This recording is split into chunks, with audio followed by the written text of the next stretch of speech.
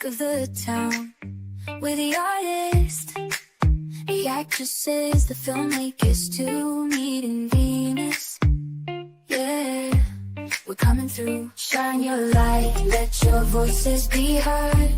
We're spreading love with every single word, from the stage to the screen. We're making our mark, me and Venus, together we embark.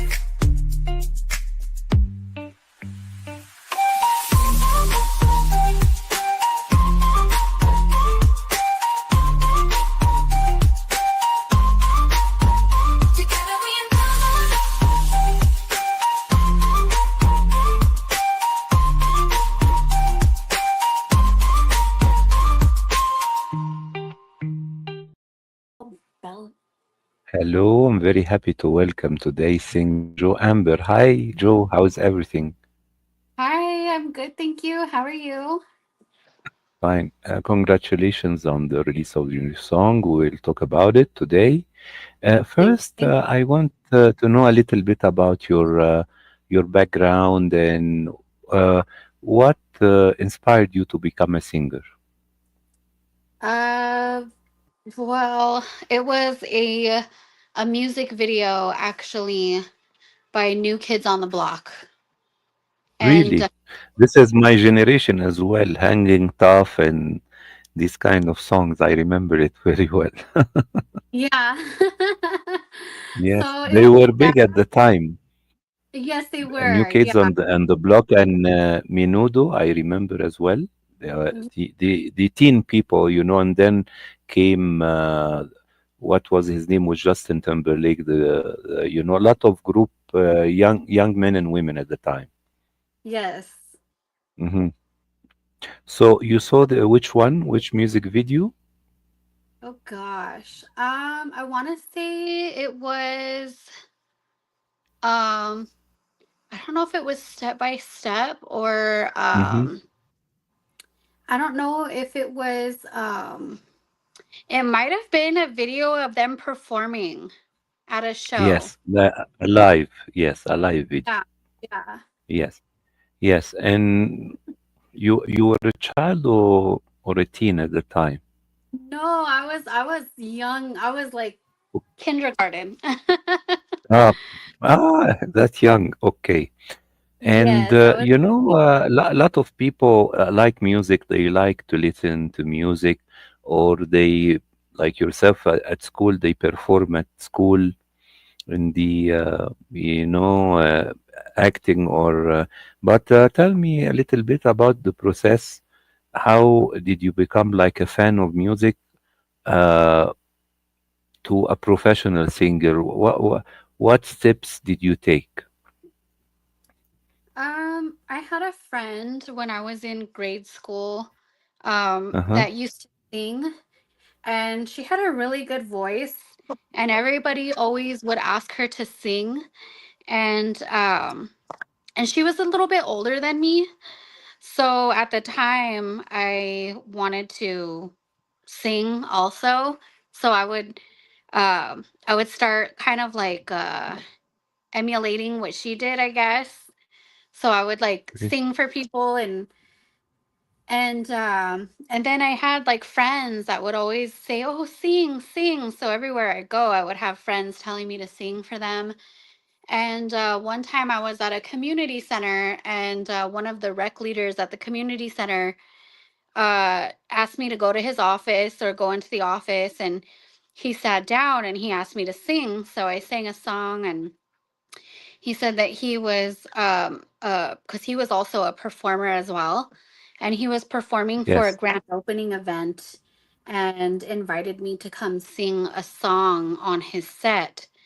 And I couldn't have been more than I think I was about 9 years old at the time. And so I went and I sang the song at the event. And after that, a lot of people were approaching my mom and asking me if I would sing for different events throughout the city. And it just kind of grew from there. And it was like a domino effect. So it was like every event that I would sing at, there would be people who had a part in putting together other events that would ask my mom if I could do those events. And so that was kind of how it grew. Yes. So you were going these events and you're doing covers of certain songs that people knows, right? Yeah, at that time I was doing covers. That's correct. Yes, for sure. So tell me right now, how did you discover your collaborator? Because we wanna speak about your music and your lyrics. So tell me, how did you assemble the music writers and the lyrics writers as well with yourself, and also, how did you know this is more correct way for your music? Because your music style as well blend a lot of music genre. So tell me about that as well. So I started when I was younger, after Uh-huh. after the singer Selena passed away. I Yes. started like really listening to her music, and kind of got, I saw the movie, and I became really Yes. interested in her stuff, and I thought it would be cool to learn how to sing a song in Spanish. I grew up listening to Spanish music my whole life, but Spanish is my second language, so I tried to learn a song in Spanish to try to like impress my parents, I guess. And then since then I just started learning all these songs in Spanish, and I started singing mariachi music, which is like a traditional style, like Mexican traditional style music.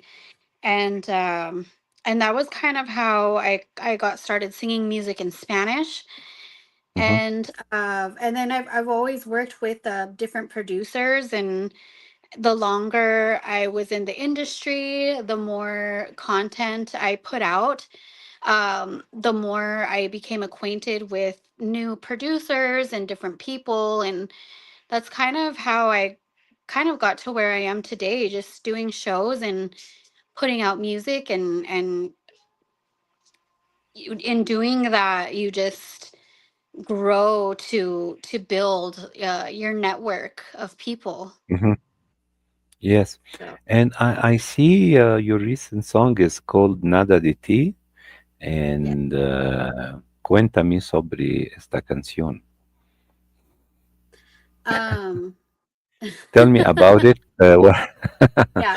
What is the concept of the song? I mean, what is the message you try to convey through the new song, since you started to promote it like a couple of weeks ago on social media, on press releases? So tell me, what inspired you to perform this song, and what are you trying to say through this song?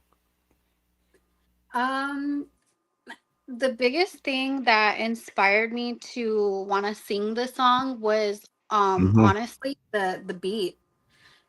The I beat. really liked the music and the melodies. um and it was just one of those ones that like I would hear it, and later on I was washing dishes and it was just stuck in my head. And so it was the producer at the time that I had started working with. He had a bunch of songs in his folder, and it was a new working relationship with us, and he was pitching me a bunch of songs that he had, and that was one of the ones that I listened to, and I couldn't get it out of my head after hearing it the first time. And so I knew that it was going to be a good one. And I definitely relate to the lyrics as well. I've been in multiple relationships that unfortunately didn't work out. And I don't even know if I should say unfortunately, because I am where I am now and I'm in a good place. So, I mean, maybe I should say thankfully they didn't work out. I don't know. But at the time, experiencing the relationships that didn't work, it was very, it was all, they were hard times. And um, the song is about being able to move on from relationships that no longer serve you, things that kind of are not a good situation to be in. And so I've been through that more than once, and so it was something that I could definitely relate to, and I feel like, many others can relate to as well. I don't think a whole lot of people are stay in the first relationship that they get into when they're younger, so. Mm. Yes, you know, speaking of relationships, I was reviewing your social media and I have seen some of your photos. And one of the photos I selected on YouTube here, it was you posing, you know, in a sexy way, and you were writing like your ex, you know, was very enraged about this pose. I don't know if you remember the photo or not. But Yes. uh, but tell me a little bit about that because you know a lot of artists are not necessarily like yourself, women, but it could happen to men that sometimes they are censored by or oppressed by their closer ones. I mean, not necessarily a boyfriend or a girlfriend, could be parents, could be friends. You know, they give you like bad energy, they say you wouldn't do it, stuff like that. So tell me about your experience and about that, and about the importance of the your freedom of expression through your poses, through your music, and as well what is important for the liberty of artists as well. Well, one of the biggest things that I've heard people say that I truly 100% agree with and believe in is that the person that you're with can basically destroy your music career. Um, and it doesn't even necessarily have to be the person that you're in a relationship with, but the people that you're closest to. It can destroy your career because a lot of times you get into relationships where your partner doesn't necessarily want you out there. They don't want you to be a public figure. They don't want, I don't know if it makes them feel like they're going to lose you in a way. Excuse me. Um, I'm not exactly sure where that comes from, but I know that even because I feel like the industry is a male dominant industry for sure. And even the a lot of the guys that I've talked to that are in the industry, they've had like girlfriends that they meet, and when they first meet them, the whole reason why the girl is attracted to them is because they're an artist, they're a musician. I mean, that's not the whole reason, but it's a big reason. It's a big thing that attracts people to you. It makes you, I guess, more appealing. Hmm. And because there's other people that are kind of looking at you, you're in the spotlight. Hmm. uh and and then after being with them for a while, they didn't like that they're in the spotlight. They wanted them more so to themselves, and it's like, well, this is what attracted you to me in the first place. This is where I am. This is what I am. And then now you're trying to like basically change what it is that I do. And it's a very interesting thing that I've seen. But for women, for me personally, I have been in situations where I've been in relationships where it wasn't the person that I was with didn't really like for me to be um in the spotlight. I guess it I don't know why it made them feel some type of way. So they tried to kind of hold me back, or they would say, oh, you're gonna wear that, or oh, you're gonna that photo shoot, for example, was a little risque. And I mean, for American culture. Yes. I'm not sure where you're based out of. I heard you're in South America? Yes, I'm in Ecuador. I'm Egyptian. My wife is Colombian. I was brought up in French school, and I speak French and Spanish and Italian. I've been in a lot of festivals and also visited Orange County in California during many festivals in the United States and Tribeca, New York. I think, I wrote as well for American newspapers, some film reviews and arts and entertainment articles. Yes, and I dealt with a lot of editors, and I knew, there is some kind of auto censorship in America, I think, you know. Yes.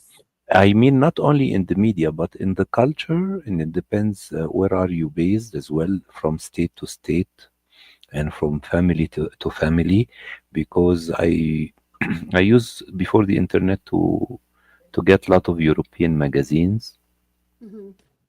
from Germany, from France, from Italy. When I used to go to Italy, I used to buy films as well, classics and television, and because it's my field, and it's not a problem to have, completely, naked artists, in a German magazine, and sometimes it's a political magazine, but they like to put a model, a beautiful model, in the cover, you know, Wow. Yeah. completely topless. And for the United States, it will be very avant-garde, you know. Yeah. And What usually they put that? the magazine, as far as I remember, usually uh, magazines like Playboy or Penthouse, they are put in a shelf, above, and so kids doesn't gets to them, stuff like that. I remember, if still the system, I think. Hmm. Hmm. Hmm. Yeah. Yeah, it's really interesting. I have heard that before. I've heard a Uh-huh. lot of people say that actually about Americans being a little more prudish. Uh-huh. Um, Victorians. Uh-huh. but yeah, yeah. So the photo shoot was considered a little bit more risque for out here. For me, I just thought, to me it was just art, you know. I guess it's something that I need to be more aware of. But I think bodies are beautiful. I don't Hmm. look at bodies in a sexual way. I mean, and Yes. a lot of people are gonna say that that's very naive of me to say that or whatever, because I know a lot of Mhm. people do. But if you look at like the old art, like the sculptures and the statues and the For old sure. paintings and like Renaissance and stuff, it's For sure. naked bodies, and it's not considered like a Uh-huh. sexual thing. It's art and it's beautiful. So that's kind of how I saw the photo shoot when I did it. Um, but unfortunately, the person that I was with didn't see it that way. So it was Yes. it was a big it was a big problem.